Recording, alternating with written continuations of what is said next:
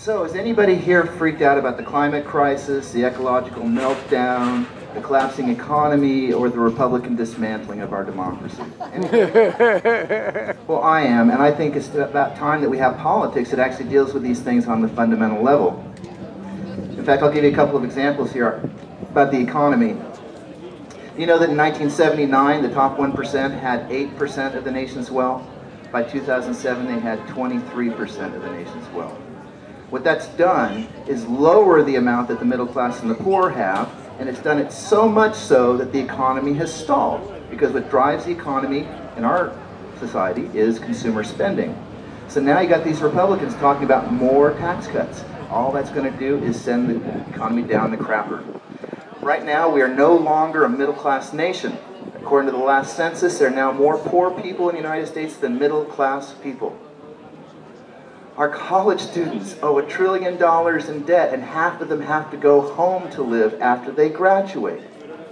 That's what's gone on. There are 4 high schools in our entire district, the 6 counties, that have shops. High schools with shops, 1 full-time teacher. There used to be 40. Okay? This is not trimming the waste. Now, why is this happening? It's because all 41 of the Republican senators meet the diagnostic criteria for antisocial personality disorder, which is a form of psychopathy. And most of the Democrats do. Check this out. Failure to conform to social norms with respect to lawful behaviors, as indicated by repeatedly performing acts that are grounds for arrest. Deceitfulness, as indicated by repeatedly lying. Impulsivity or failure to plan ahead, like no exit plan. Irritability and aggressiveness, as indicated by repeated physical fights or assaults. Reckless disregard for safety of self or others. Consistent irresponsibility, as indicated by repeated failure to sustain consistent work behavior or honor financial obligations, and lack of remorse. You only have to have 3 of those. There are 7. I think it sounds really familiar to me. Also, you know, the largest organized crime syndicate and terrorism network in world history is the Republican Party. And the second largest is the Democratic Party. So I want to ask you, pick your favorite congressman or woman in American history. What will sending 1 more of those people into Congress do? The Progressive Caucus is already the largest caucus in Congress. Nancy Pelosi said impeachment's off the table. We had 8 years of an illegal presidency. I think that's not acceptable. I happen to be the first person to call on Norman Solomon to run, actually, back 6 years ago. It's kind of funny, because I think what we have to do is find a way to knock these corporatists out by electing community leaders, kind of like Saul Alinsky. The people that you naturally look to in this community are the people who should be in government. So the question is, how can we get those people in there?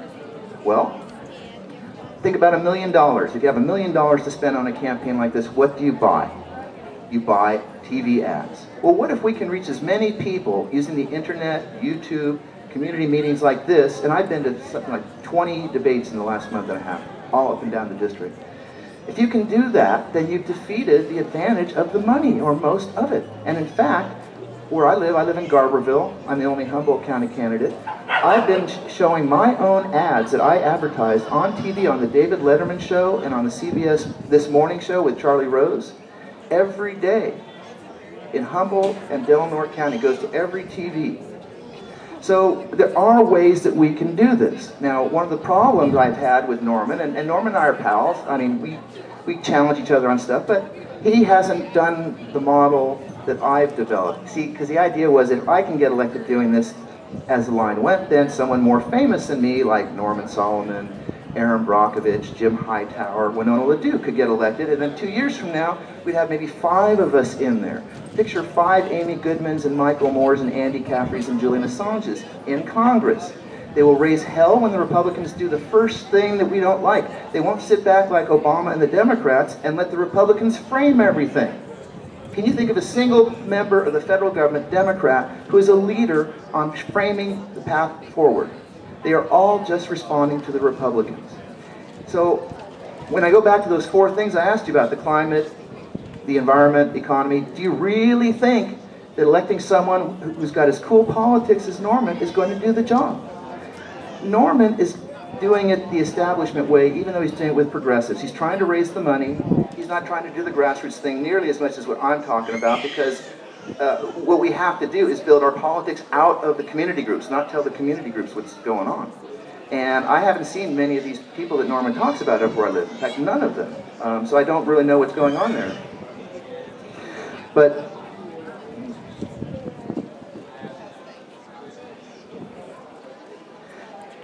so he is now getting a bunch of endorsements from members of the Progressive Caucus. And the question is, well, how much is he really going to fight these people? Like we needed Pelosi, Woolsey, and Thompson to fight Pelosi when they took impeachment off the table. In fact, I started fighting Thompson on this right when the impeachment should have started, 10 years ago, 2001.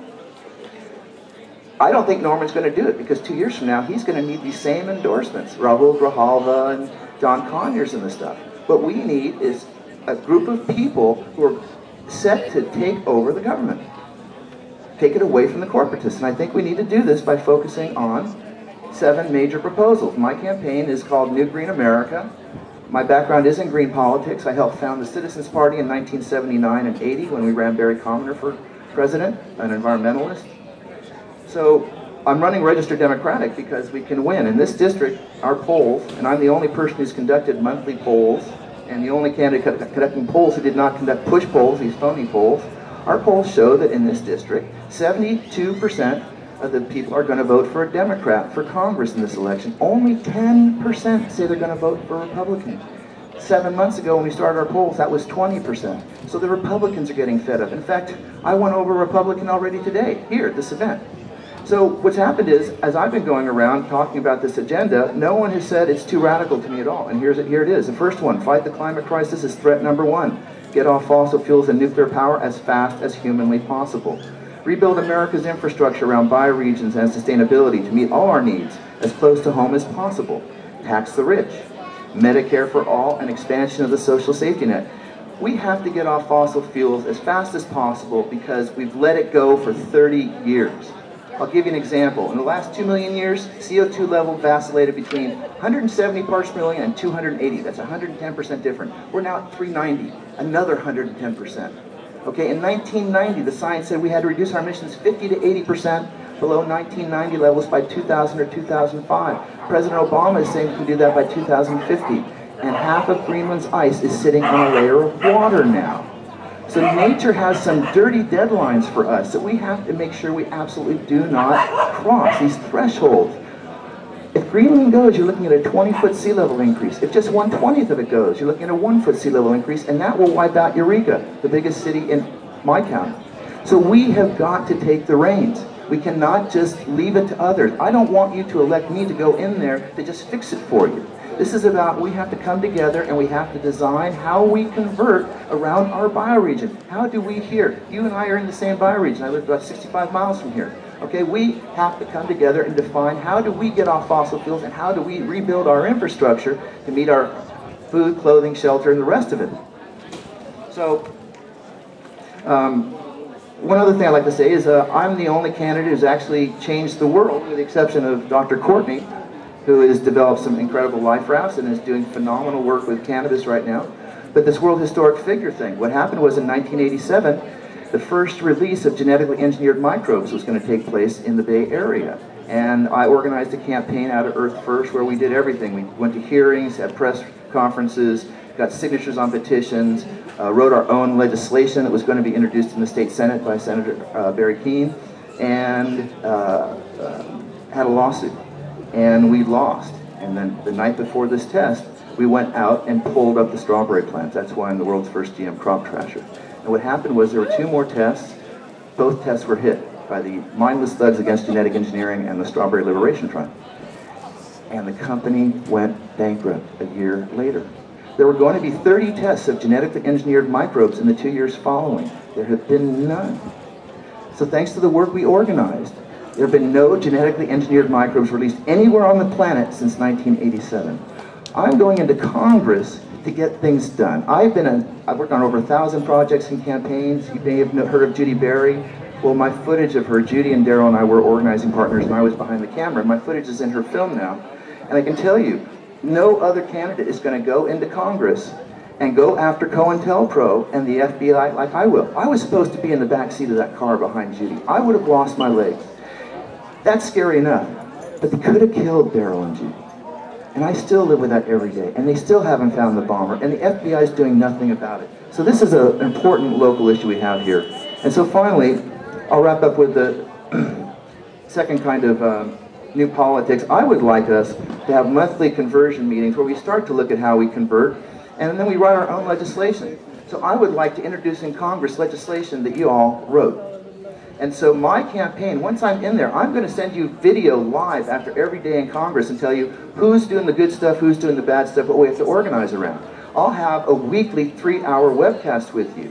When I come back here for community visits, what I want to do is I want you guys month after month organizing here, and I come to your meeting, okay? And then we wire it up so similar meetings are happening in the same place in all 6 counties, and the people in Marin can start to hear what we're going through, because it'll be a live feed. You'd ask a question here, and then someone in San Rafael would ask a question there, and someone in Crescent City, someone in Hayfork would ask questions, because we have a median income of $35,000 here on the North Coast. Down in Marin is $85,000. We live in the third world of this district. But we have this incredible opportunity. We have Marin. Marin has got, well, my new Green America proposal is Pioneers meets Amy Goodman and Democracy Now! Real simple. The rest of it is Medicare for all and expansion of social safety net, because we can. Why is it we have free cops, free fire department, free military service, but not free health care? Why is it there's $1,000 our young people owe because of their student loan? When I was in college, I paid $215 a quarter at UC San Diego. Why is it so big? We can choose and we can organize ourselves to provide these things, and we're going to have to do it, because to go through the kind of change I'm talking about, a war effort to convert away from fossil fuels and nuclear, everyone has to feel safe to get through it. So the rest of it is end corporate personhood, retreat the U.S. empire, use the military only to defend Americans and their property, legalize marijuana and end the war on drugs, prosecute the Bush administration for crimes against humanity, war crimes, torture, and murder, and electoral reform, ranked choice voting, paper ballots, public financing of elections, get corporate money out of elections. And just a couple of things here. I have a bumper sticker that tells you I'm certainly on the side of the fish. I'm against the drones in the national forest. And I am a medical marijuana patient. So I'd like to introduce a friend of mine, John Llewellyn.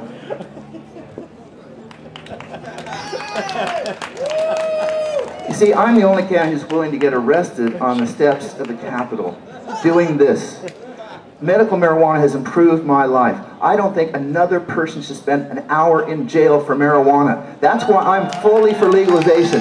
Yes, we have this growing problem, but if we legalize it nationally, then we'll have more of a market from the rest of the country. Tom Hartman will start smoking it, because he says he's not smoking it only because it's illegal. So anyway, thank you very much. We have a revolution to wage. I don't think the other candidates are going to help the problems that we're dealing with, and if you agree with me, I hope you will vote for me on June 5th.